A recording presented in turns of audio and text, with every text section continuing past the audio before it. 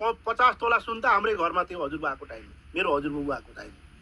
गफ होइन कि रियल कुरो हो मैले गरेको। 50 तोला सुन गाउरीमा ठुलो चाहिन्न पर्यो, तामाको गाउरीमा चाहिँ चाँदिया सिक्का हजुरबाले कम्बलमा सुकाउनुहुन्थ्यो अरे हाम्रो हजुरबाले, कम्बलमा यसरी छाइ चाहिने खोइ लाग्छ, त्यसलाई कामला सुकाउन पर्छ भनेर चाहिनु पर्यो। तामा रोचे ल्याएर चाँदीका पैसा सिक्का चाहिनु पर्यो, त्यसरी कम्बलमा सुकाउने त मेरै हजुरबा हुन्, प्रजापति चाहिने साहु। मेरा हजुरबाको नाम चाहिने साहु हो, बुझ्यौ। आज चाहिँ जो टिकटकमा गाली गरेर बसे आऊ न तिमीहरूले, कुना खानदानको मान्छे हो थाहा छ तिमीहरूलाई।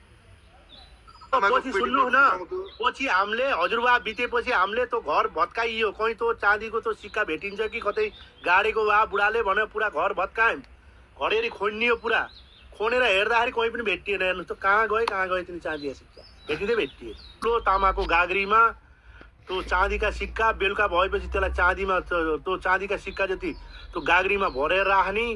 त्यो गाग्री पनि कुन्टलको ठुलो गाग्री, त्यो सानो पानी लिने गाग्री होइन, ठुलो भयङ्कर तामाको गाग्री हुन्छ नि पहिला एक मान्छेभन्दा ठुला गाग्री हो। त्यसमा कमसेकम 2 मुरी जान्थ्यो त्यसमा। त्यस्तामा चाहिँ नपर चाँदीका सिक्का भरेर बिहान कामलामा कम्बल डस्याएर आगोनिया सुकाउने चाँदीका सिक्का।